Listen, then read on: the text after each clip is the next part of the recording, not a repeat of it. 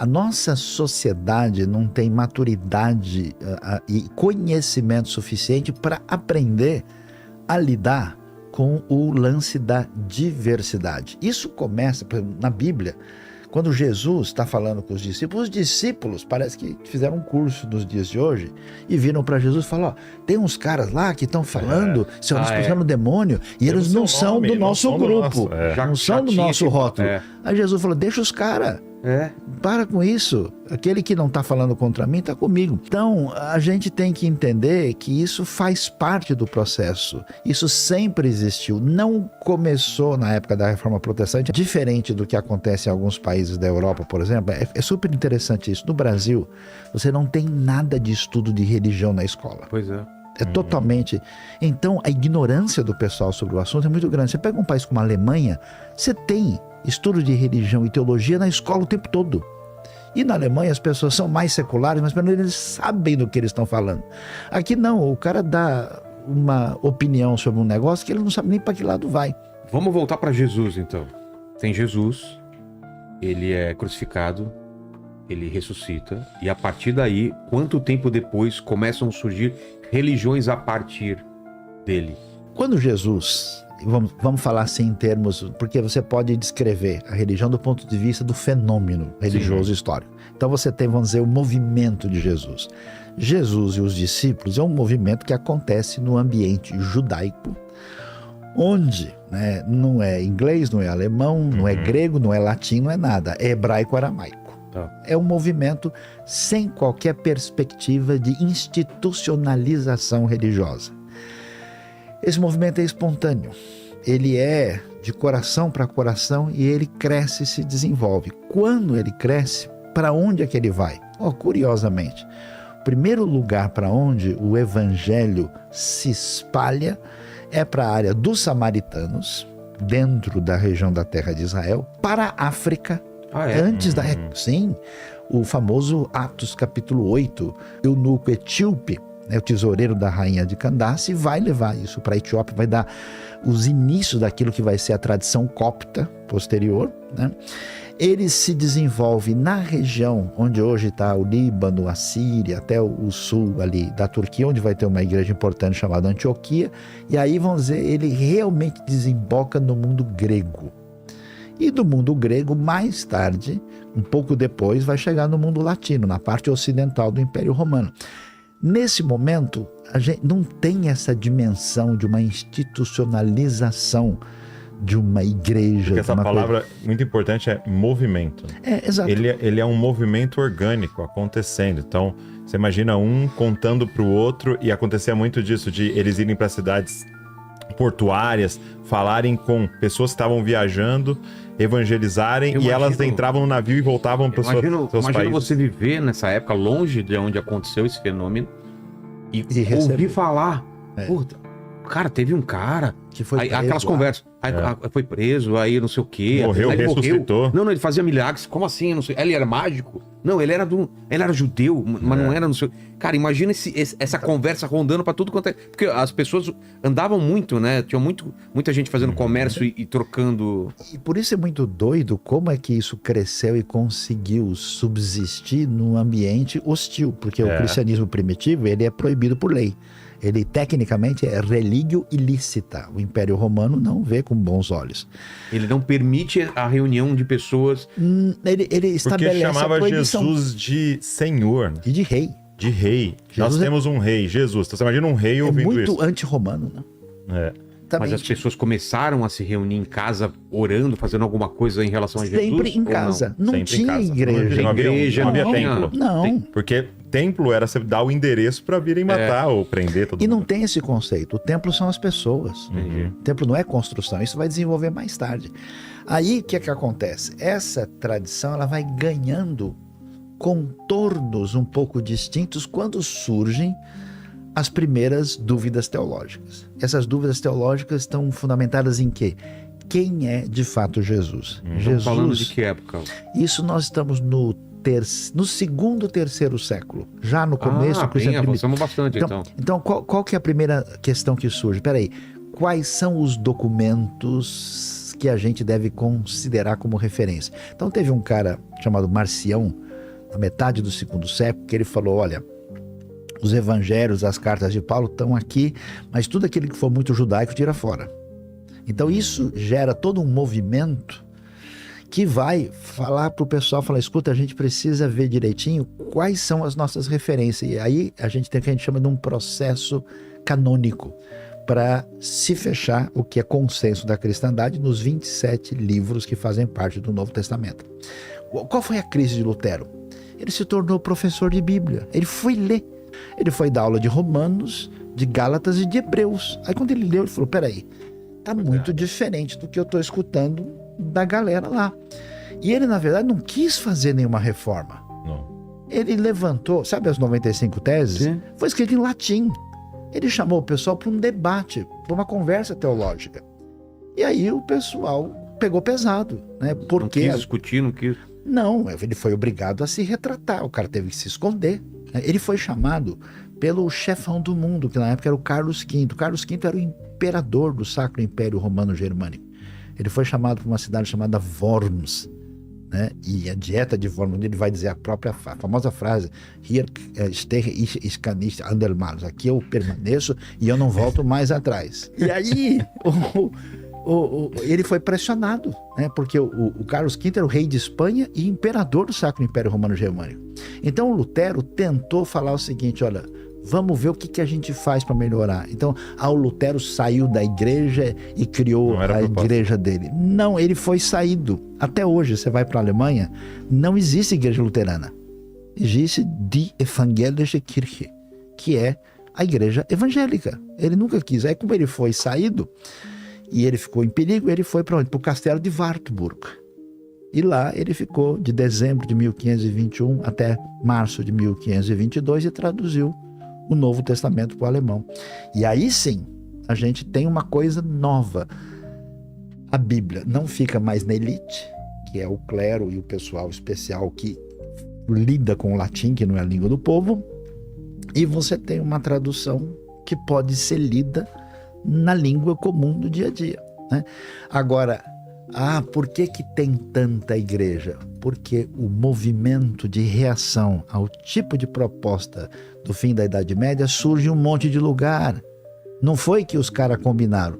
Lutero surge aqui, o Zwinglio ali, o Calvino aqui, os anabatistas, o Conrad Grebel, o Menno Simons, a galera em tudo quanto é lugar pipoca uma reação, porque do jeito que tá, a espiritualidade não rola. E aí, cá estamos nós, depois de tudo isso. Um breve resumo de cada uma dessas denominações que a gente já tem. Batista, qual é a base, qual é a diferença? Então vamos lá, né? O luterano se distingue do catolicismo porque insiste na salvação pela fé e pela graça e entende que a Bíblia é a referência, mas vai manter, por exemplo, a ideia sacramental. O que quer dizer isso? Que na tradição católica histórica você tem 7 sacramentos. Sacramento é considerado meio de graça. Quer dizer, uma bênção especial que você recebe de Deus, que na teologia católica funciona com o que ele chama ex opere operator, que funciona por si mesmo. Porque como a igreja é o caminho detentor da bênção divina, quando batiza, quando você casa, quando você recebe a extrema unção, você recebe essa graça de Deus. Na tradição luterana e também calvinista, você vai ter 2 sacramentos, que é o batismo e a comunhão. E a ceia. A ceia, né? Então, eles tentaram até entrar em acordo na época da Reforma sobre isso, mas não resolveram. E no catolicismo, uma coisa interessante, que a maioria dos católicos não sabe disso, a crença sobre a questão da comunhão, da ceia, da hóstia, é que acontece a transubstanciação. Aquilo, de fato, segundo se imagina, se transforma em corpo físico de Cristo. E aí a tradição luterana e calvinista vai dizer não. Você pode ter a presença mística de Cristo, você pode ter até o que é chamado de consubstanciação, mas não que o negócio se transforme em algo objetivamente, né, material de Cristo, que é a doutrina histórica cristã, católica, Católica. perdão. E aí, o luteranismo se distingue basicamente nisso aí, e tem uma linha teológica que eles fazem a leitura da Bíblia, fazendo uma distinção que eles chamam entre fé e evangelho. A tradição calvinista, ela vai romper um pouco mais com a tradição católica, e acho que em alguns pontos até ela se tornou exagerada na sua reação. Teve um grupo, por exemplo, dos calvinistas que ficaram tão preocupados com idolatria, que era a discussão, que eles até, por exemplo, acabaram com os instrumentos musicais, porque eles também poderiam prejudicar, né?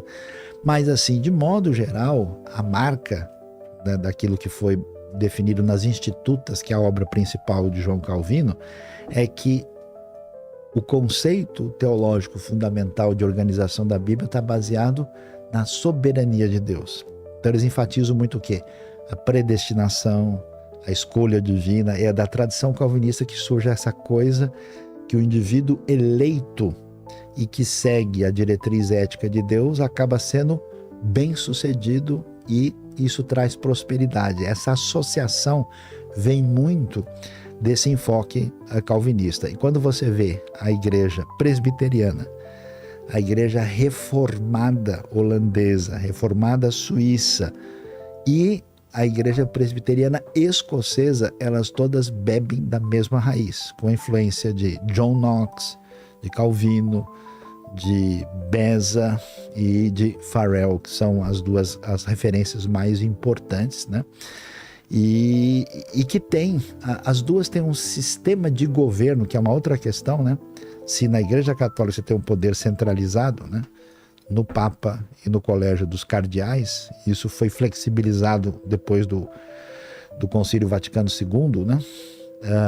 A gente tem nessas igrejas um governo democrático representativo, onde a coisa tem uma instância maior que toma as decisões.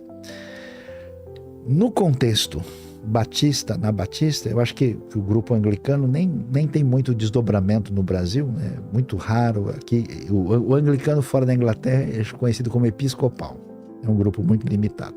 Mas a tradição batista, que é uma das principais raízes do movimento pentecostal, no final das contas, é uma igreja diferente, porque não aceita nenhum sacramento, ceia e batismo são só ordenanças, tem um governo democrático, não bate assim um martelo em nenhuma confissão de fé definitiva, e são igrejas, eu acho que eu sou de tradição batista, são as igrejas principalmente causadoras de novas denominações, por causa do excesso de liberdade.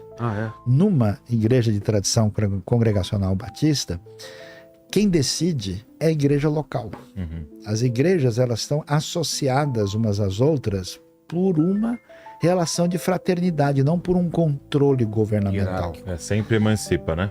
Cada igreja é emancipada. Então, cada uma adquire um perfil diferente. Então, nesse sentido, ela tem um nível de independência maior. Por isso, por exemplo, que a tradição batista cresceu com tanta força nos Estados Unidos. Os Estados Unidos tem essa coisa que parece uma doideira. Cada estado tem uma lei diferente por causa desse caminho de independência. Então, eu compreendo perfeitamente como uma pessoa de tradição brasileira colonial raiz vai achar muito estranho que a religião tenha tanta liberdade, porque sempre... Eu acho que tem um certo fascínio por essa intolerância do controle. Não, tem que ter alguém para autoridade para dizer, ó, fulano, você tem que orar desse jeito, você tem que falar dessa maneira, e você não tem liberdade. E a tradição vai nessa direção. Mas no final das contas, nas coisas essenciais, o pessoal concorda. Depois é que a coisa fica diferente. Para mim, um dos elementos fundamentais porque surgem novos movimentos envolve espiritualidade, mas também envolve uma questão fundamental cultural. O que acontece? Por exemplo, você tem um povo brasileiro muito mais coração do que razão, muito mais relacional do que sistemático. Aí você pega, vou dizer, um protestantismo suíço, alemão, inglês, com toda aquela formatação, e chega pro Zé da Silva do interiorzão do Brasil. Exatamente. E fala pro cara, é assim que se comporta, desculpa, não vai rolar. Não vai rolar. Então, o que acontece? Para mim, uma das razões principais, né, além da dedicação, da consagração, da busca de espiritualidade de uma Assembleia de Deus, a Assembleia de Deus é uma das maiores denominações do mundo. É impressionante. Eles têm aí mais ou menos uns 20 milhões de pessoas que fazem parte dessa realidade. Você tem, imagina, 20 milhões de pessoas é 2 vezes Portugal, né? É 3 vezes a Suíça, né? Então, o que vai acontecer? Qual que é a diferença? Enquanto você pega uma tradição católica antiga, uma tradição protestante antiga, para o cara ser líder, ele tem que ter 10 anos de estudo, ele tem que ter mestrado, tem que ter doutorado. Enquanto o seu Zé chega lá com a Bíblia debaixo do braço, vai na casa do compadre, tomar um café, abrir a palavra de Deus e contar o testemunho da vida dele. E ele começa a contar, aí ele chora. A pessoa está entendendo, né? Você percebe? Então é uma falando a língua dela, popular. Né? Então o que eu acho bizarro, sabe o que é? É o pessoal criticar tanto esses movimentos que no fundo é uma crítica elitista. Você pega a população simples do contexto africano, asiático, latino-americano e fica detonando os caras, mas é o caminho de espiritualidade pelo meio do qual o cara pode começar uma trajetória de fé com Deus e reconstruir a vida. Existem problemas? Claro que existem, em qualquer ambiente religioso ou não. Onde tiver um ser humano. Existe mau uso, existe, mas esse é o caminho. E olha, eu conheço cada história, eu não sou de tradição pentecostal. Né? E eu já fui em ambientes assim, e claro, como eu tenho um histórico diferente, eu fico, né, meio assim, deslocado. É igual um dia eu estava num contexto de expressão evangélica na África, todo mundo começou a dançar. Né? Você imagina o Saião tentando dançar. É o apocalipse, né? O fim do mundo, né? Aí eu tentando mexer aqui, né? E aí eu vi os caras olhando pra mim, medindo aquilo, lá falando, tipo Deus. Assim, prega, ensina. Esse gringo. Dá mais uma aula. Porque o negócio era muito diferente. Então, é interessante. E a diferença desses grupos, do ponto de vista doutrinário teológico, é a doutrina do Espírito Santo. Como é que funciona esse negócio? As igrejas históricas e as igrejas, digamos, carismáticas, elas pensam diferentes. Maneira diferente. Mas assim, esse negócio da experiência, ele é tão interessante, né? Então eu vou contar uma coisa simples de hoje, aconteceu hoje. Nós temos na nossa igreja pequenos grupos, né? Então a gente reúne em grupos menores, para ser uma igreja grande. Então a gente tem os pequenos grupos, lá na nossa igreja a gente chama de DNA, né? Então hoje estava acontecendo o DNA que eu participo, né? Então ali estavam reunidos uns 15, 16 irmãos na minha casa. E aí uma das nossas irmãs, Vanessa, ela ia trazer uma palavra. Ela foi escalada ali para trazer uma palavra. E ela contando que ela estava, no momento que a gente estava cantando, orando e tal, ela pediu, Senhor, você pode confirmar para mim se é isso aqui mesmo que eu tenho que falar, né? Aquilo que ela tinha preparado. Né? E olha que interessante, ela orando ali no canto dela, né, pedindo essa confirmação, né? E antes de ela falar, eu comecei a orar com uma pessoa que estava ali ao lado, mas em voz alta, e eu comecei a orar com base em um texto bíblico, né, dizendo, Senhor, será que o Senhor pode acalmar essas tempestades dentro de nós? Né? Será que o Senhor pode dar uma ordem, né? Com base naquele texto em que Jesus, né, tá no barco e Jesus e os discípulos estão desesperados porque tá uma tempestade, né? E às vezes tem uma tempestade dentro da gente, né? Acontecendo. A gente tá vivendo muito isso. E eu comecei a orar isso, né? Sentindo que tinha alguns irmãos ali que estavam bem atribulados. Senhor, será que o Senhor pode acalmar a tempestade dentro de nós e nos trazer descanso e tal? E foi muito legal, porque eu terminei e falou, agora a Vanessa vai trazer a palavra para nós. Aí ela falou, poxa, eu preparei uma mensagem sobre Jesus acalmando a tempestade, né? Então, é esse tipo de experiência simples, mas você dizer, poxa, o Espírito Santo tá aqui, agindo através de nós, né? Falando com a gente. E nisso a gente já viu pessoas sendo curadas, a gente já viu palavras de profecia, né? Palavras de conhecimento sendo dadas, falando sobre a vida da pessoa e uma direção que ela deveria tomar. Então, realmente isso é transformador, assim, para o nosso cotidiano, para nossa vida, né?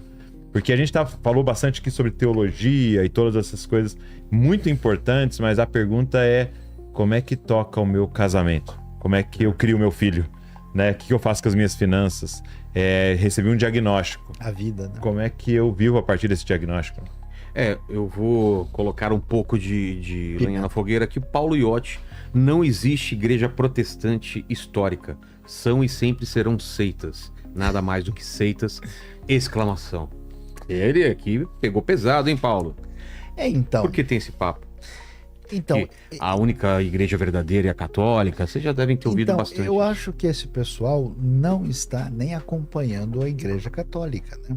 Se o pessoal tiver um mínimo de noção da tradição católica, faz muito tempo que a igreja católica desistiu desse discurso, desde o Concílio Vaticano II, 1963, 64. Porque, apesar das fraturas históricas, que inclusive são muito lamentáveis e tristes, né? Que a gente tem que entender o seguinte: se a gente quiser viver no mundo de maneira adequada, você precisa ter as suas convicções e a sua expressão de fé. Mas você tem que ter um mínimo de respeito, de consideração, de tolerância e de diálogo. Né? Eu tenho amigo rabino, eu tenho amigo padre, eu tenho amigo de outros grupos religiosos, e não quer dizer que ele acredite como eu, nem eu, mas a gente conversa e a gente tem respeito e sabe até os pontos em que a gente pode ter até uma relação de proximidade e outros que são de diferença. Então, o que aconteceu na tradição católica recente? Ela mudou a sua postura histórica, né, anterior, e desde o Concílio Vaticano ela chama os grupos protestantes ou evangélicos de irmãos separados. Existe todo um movimento dentro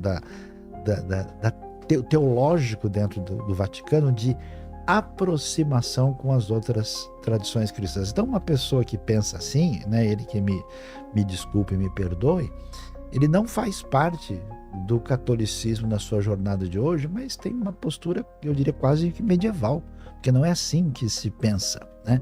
Tanto é que em 1990 foi assinado um documento muito interessante de conversa entre a tradição luterana e a tradição católica, no que diz respeito que os dois tiraram o anátema um do outro, no que diz respeito ao conceito de justificação. Então existe um movimento de proximidade. E é importante a gente entender o seguinte, que fora do ambiente que a gente pode chamar denominacional confessional, existe uma coisa muito profunda que é o estudo da fé na sua raiz. Então, por exemplo, você tem hoje séries de comentários bíblicos escritos por estudiosos na mesma série onde você tem judeu, católico e protestante. Uma das melhores séries de comentários do mundo, academicamente falando, chama-se Anchor Bible Commentary. Os dois principais editores, um é um protestante australiano e o outro é um estudioso judeu nova-iorquino. Pois é. Então as pessoas conseguem conversar. Então quando você vira pro outro e fala, oh, você é feio, vou jogar pedra na sua cabeça, acho que ele não está conversando bem nem com a sua própria tradição. Isso que é uma coisa muito importante para nós, que nem o Luiz foi no podcast lá umas 2 semanas atrás, né? E o Luiz participou como líder ali, organizando a tradução da Bíblia NVI, né? A nova versão internacional, né? Ele que participou da coordenação geral para traduzir. E ele estava contando, que eu achei muito interessante, que um dos pré-requisitos, né, do pessoal lá dos Estados Unidos, né, da NIV, né, era que você chamassem pessoas para tradução de tradições diferentes, né? Eles teriam que estar à mesa para dialogar qual era a melhor tradução daquele texto. Isso é maravilhoso, né? Para que ninguém puxe a sardinha só para sua brasa, né? Então, se você não conseguir ter identidade e certeza do que você pensa, mas não conseguir ao mesmo tempo ter a condição de falar com quem é diferente, você não vai chegar em lugar nenhum. Né?